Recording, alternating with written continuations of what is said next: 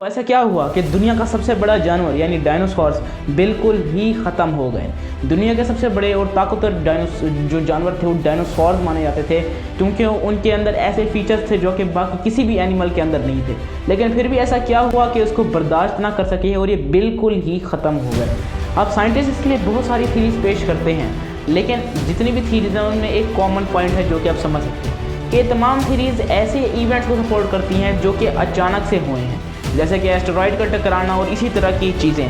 क्योंकि जो अगर डायनासोर ख़त्म होते तो आहिस्ता आहिस्ता होते और उनकी स्पीशीज़ कुछ और सालों तक चलती, लेकिन ऐसा क्या हुआ कि अचानक से ही डायनासोर बिल्कुल ही दिखने बंद हो गए। दोस्तों, डायनासोर्स 1980 में एक थ्योरी पेश की गई थी जिसके मुताबिक 66 मिलियन साल पहले डायनासोर ख़त्म हो गए थे। तकरीबन 230 यानी तकरीबन 23 करोड़ साल पहले तो डायनासोर ज़ाहिर हुए थे, लेकिन 66 मिलियन यानी 6.5 करोड़ साल पहले डायनासोर बिल्कुल ही ख़त्म हो गए। और इसकी एक बड़ी वजह माहौल में तब्दीली, इन्वायरमेंटल चेंज और इसके नतीजे में जो एस्टेरॉयड टकराया था वो थी। क्योंकि जो एस्टेरॉयड टकराया था हमारी अर्थ से वो इतना बड़ा था कि अगर उसको न्यूक्लियर बॉम्ब से कंपेयर किया जाए तो तकरीबन 100 न्यूक्लियर बॉम्ब फटें तो एक एस्टेरॉयड का फटना होता है।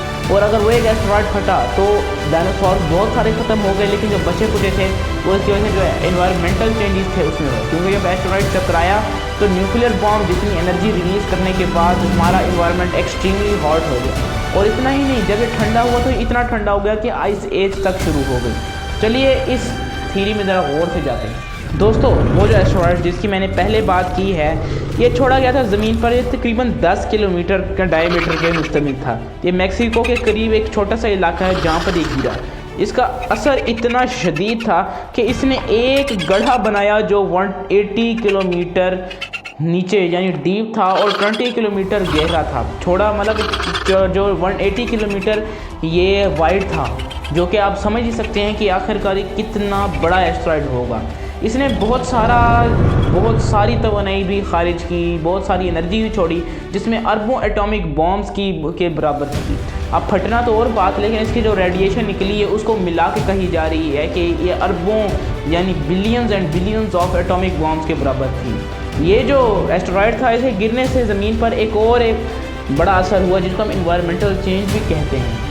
दोस्तों, इस एस्टेरॉयड के गिरने से सिर्फ इन्वायरमेंटल चेंजेस ही नहीं हुए, बल्कि अर्थक्वेक, सुनामी और बहुत सारे वोल्केनिक इरप्शन भी वजह हो सकती हैं डायनासोर्स के ख़त्म होने की। दोस्तों, अभी भी डायनासोर्स ख़त्म नहीं हुए थे। ये अचानक से जब ये टेम्परेचर गिरने लगा, क्योंकि हज़ार और करोड़ों अरबों एटॉमिक बॉम्ब के गिरने से जो असर पैदा होता है उसको ठंडा होते हुए टाइम लगता है। और जैसे ये ठंडा हुआ तो इसने इतनी सीवियर शक्ल इख्तियार की कि एक इंतहाई सर्द ज़माना, जिसको हम आइस एज के नाम से भी पुकारते हैं, वो शुरू हुआ।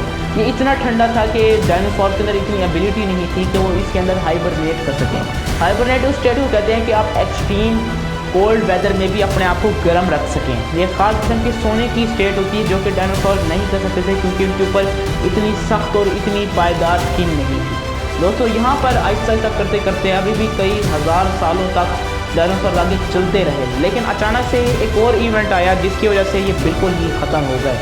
अब हम अपनी वीडियो यहीं रोकेंगे और आपसे पूछेंगे कि आपको क्या लगता है कि डायनासोर्स आज कहाँ है, और आज कोई ऐसी स्पीशी है कि शायद डायनासोर उसमें इवॉल्व हुई हो। अगर कोई है तो नाम ज़रूर बताइएगा। अगले वीडियो मिलेंगे, तब तक के लिए बाय।